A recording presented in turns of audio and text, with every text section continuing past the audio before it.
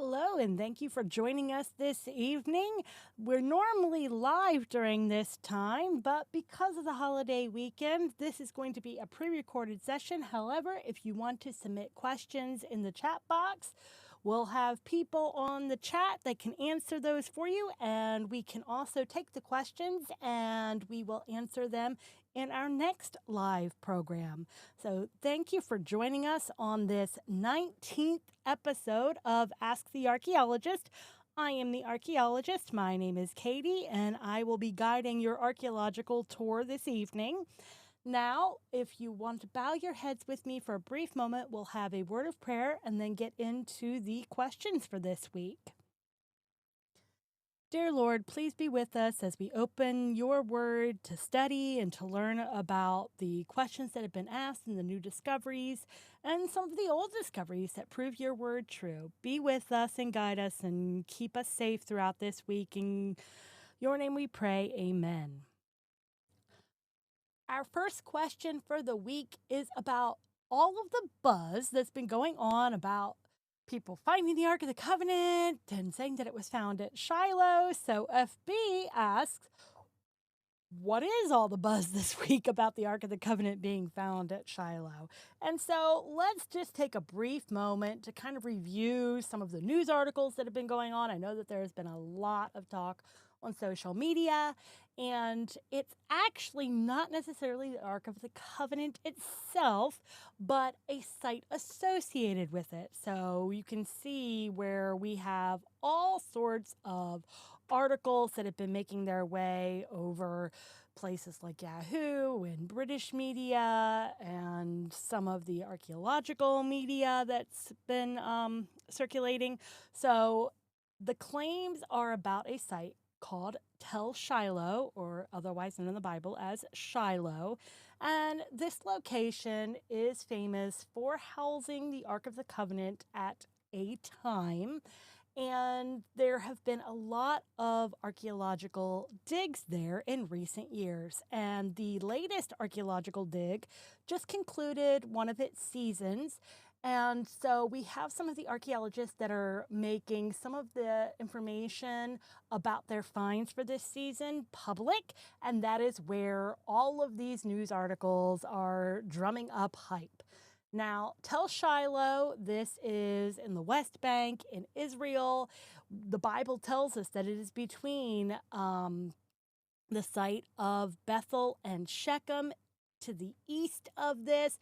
It is about 25 miles north of Jerusalem. Its elevation is almost 3,000 feet above sea level, and this is the location that is getting all of the hype. It's getting the hype because you might remember this thing called the tabernacle. The tabernacle is what existed. This was what was formed or created at Mount Sinai, and it was carried through the wilderness. This was a collapsible, movable structure where the priests performed their duties. And we have the holy place, the most holy place, the outer courtyard, and all of the temple furniture, including the Ark of the Covenant. Now, this was portable, so we do know in Exodus 25, we can read where it was made. We can read in Joshua 18, where it was placed at a location called Shiloh. But then about 400 years later, not quite 400, the Philistines captured it. So we can read about that in 1 Samuel 6:1. After the Philistines captured it, it was not brought back to Shiloh. It was housed at a different location and for about 20 years until King David decided to bring it to Jerusalem, where it was in the first temple for quite some time until around 588 when it disappeared. So when we are looking at the location, again, we can read about this in Judges 21:19. It gives us the exact location of where we should be able to find Shiloh. And if we follow that, we do end up at a location that is currently known as Tel Shiloh. We have in the center of this photo here, We have a visitor center. You can see all of the paths that have been made through this location because this is the ancient ruins. So you can actually see some of the foundations for the ancient ruins of this city. The city was approximately 1,300 feet long and about 700 feet wide at its widest. There are some models that actually show it as a circular city with the tabernacle being placed outside of it. So if we were looking at this map and comparing it with this location here, gives you some sort of an idea if we want to zoom in to see it maybe a little closer.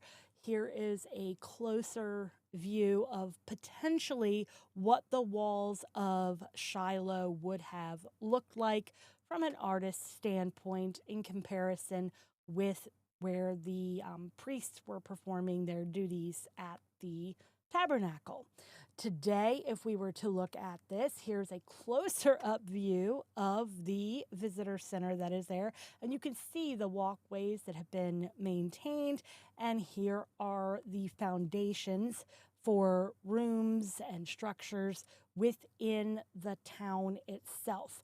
One of the things that has been located is one of 3 north gates. So the top photo is without any highlights, just showing how difficult it sometimes can be to identify locations when you're looking at a pile of rubble. Sometimes it's really hard to distinguish what is a gate, what is a wall, what's supposed to be there, what's not supposed to be there.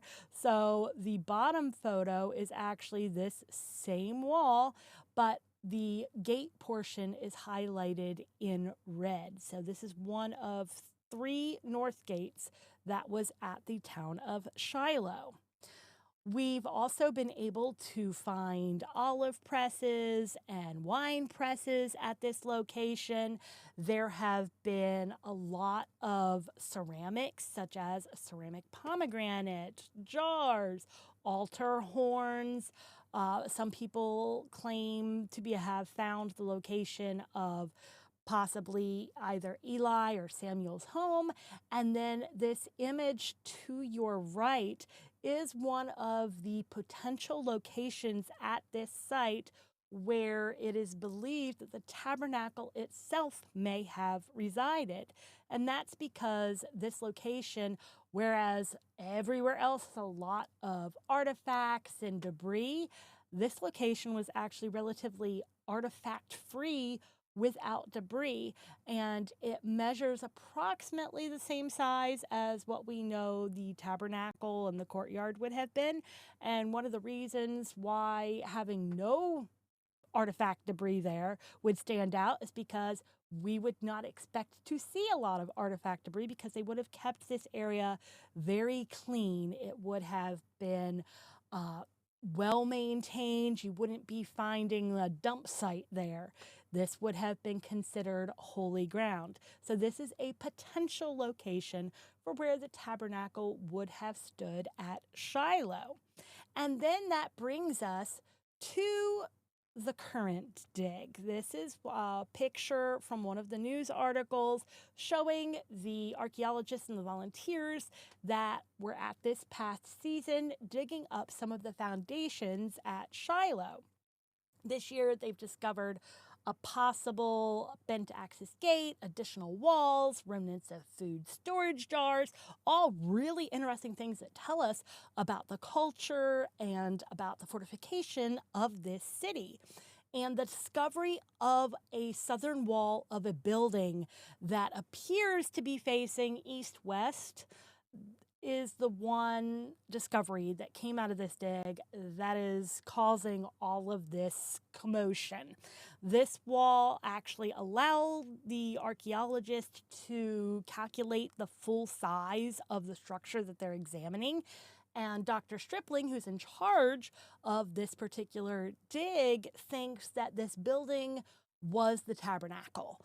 But when we're looking at the tabernacle itself, the tabernacle wouldn't have walls. It wouldn't have fortification there because what do we know about the tabernacle? The tabernacle was one, a tent, so it shouldn't have walls. It shouldn't need a foundation.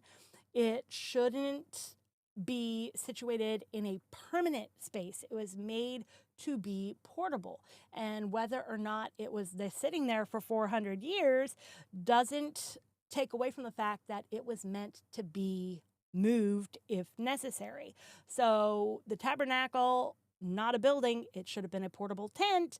Therefore, even if this structure matches a similar size to what the tabernacle and the courtyard should be, that doesn't necessarily mean that it is where the tabernacle and courtyard were. And another thing is that if David was so eager to construct an actual house for the Lord, why would he be so concerned with that if the house of the Lord already had a permanent structure that it was residing in? Why would he be concerned about building something that was more permanent? So when we're looking at some of the other ancient structures from around that time, from before that time, from after that time, we actually can find a lot of other ancient structures that match either the layout, such as when we're looking at Lachish, they had a temple there to some of the false gods that had a holy place and a most holy place. And then we have other temples that actually match the width to length ratio. This is just a list of some of the various structures in the Middle East and the Near East that match this, either the layout or the width to length ratio. And there are also some researchers that have even concluded that there are ancient temples in Mesoamerica that have these ratios. So just because it has the ratios or the dimensions of said ancient structure, which in this case is being the tabernacle, doesn't necessarily mean that it is the tabernacle. It does not match what we know the tabernacle should be, which is portable tent, not a permanent structure with a foundation. So that right there would lead me to conclude that it may have been something similar, but not necessarily the exact location, especially with some of the other archaeological finds that they're finding at that particular site. We shouldn't be seeing a lot of artifacts from daily living there. We should be seeing artifacts specifically related to the temple service and really nothing else. So it is a toss-up, but there's a lot of hype simply because it is a site that is associated with the Ark of the Covenant. And of course, everybody is looking for that lost Ark. So anything that has to do with it is going to get very much hyped up, over-exaggerated, or just spun in the media as clickbait. So I hope that answers your question, FB.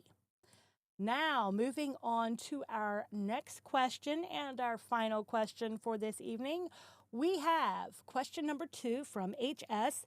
The question is, you've mentioned Hezekiah before. Is there any evidence he or other kings existed besides the tunnel? Now, what is this tunnel, you ask? The tunnel is called Hezekiah's Tunnel, or the Shiloh inscription. This is a 1,200 cubit long tunnel that King Hezekiah commanded to be built when an enemy was coming to attack Jerusalem, and they needed to make sure that water was available to the whole city. So what Hezekiah did, he had them build this tunnel. One group of people started working at one end, another group of people started working at the other, and they met more or less in the middle. And to commemorate their meeting in the middle and forming this tunnel, they wrote an inscription on the tunnel wall, which was found and is now housed in a museum. So this actually allowed us to determine cubits size at the time of King Hezekiah, and we know exactly how long the short cubit was because of this. We know where the tunnel started. We know where the tunnel stopped. We know what the inscription says. The inscription says, we've dug 1,200 cubits. So you take the 1,200 cubits, divide that by the inches that we are able to currently measure today, and that solved a huge archaeological and historical debate on the size of the cubit that they were using at that point. But that is not the only evidence of King Hezekiah that we have. We also have seals that belonged to King Hezekiah. So this large seal on the left, this is the seal of King Hezekiah, but we also have seals that belong to Jehoaz, son of the king. Now, Jehoaz was one of the sons of Joash, or I'm sorry, not Joash, Josiah. Josiah was the king's, let's see, he was Hezekiah, then we have Manasseh, then we had Ammon, then we had Josiah. So he is one of King Hezekiah's descendants, and we have his seals. And in addition to the seals of kings, we also have the seal of the prophet to the king. So we have the seal of Isaiah. This is an impression. There are some letters that were missing or damaged that the statements only make sense if it were these particular letters that are at the end of the words. Kind of like, the word, I don't know, foot. It only makes sense if the T is there. So when we're looking at these seals, it sometimes ends up a little piecemeal where we're trying to say, okay, what could this possibly be? But with just these 2 letters missing and a majority of the letters there, it's pretty certain that it actually states that this is the seal of the prophet Isaiah. And it was believed that there was a doe, deer, that was pictured on this seal, and seals were used to stamp a letter, mark goods, indicate that this was something that was important or belonged to this person. Seals were also a signature back then, like I authorize this statement. I'm giving legal action for this. So seals were very, very important, and you didn't want to just loan your seal out to anybody. As Esther's husband found out in the Bible, don't just go giving that seal to anybody. You want to make sure that you know what that seal was being used for. We also have jars that had King Hezekiah's seal on the handle. And these jars are from Hebron, where they were found, and it indicates that this was either a tax that the king was collecting, or that these were items that were being used for the palace or directly for something to do with King Hezekiah's either palace, household, lots of different ways that you could use a seal. Taxation, farmers were sometimes required to fill up this jar that belongs to the king, and this would be considered their tax. This one, while it looks like it's an eagle, it's actually a flying scroll. So if you ever read that verse in the Bible where it talks about a flying scroll in Zechariah 5, 1-4, this is an indication of what Zechariah may have been seeing, because here is our rolled up scroll, and then on either side, here is a wing and here is a wing. So Hezekiah's seal is a flying scroll. Bet you didn't think you'd see that today. So I hope that answers your question. We didn't cover a lot of evidence for the various kings. However, we did show not only do we have evidence for Hezekiah, but we have evidence for his lineage and people from his court, such as the prophet Isaiah. So I hope that answers your question. Thank you for joining us, everyone, this week. just be safe out there, stay cool, and we will see you on the next Ask the Archaeologist. Thank you.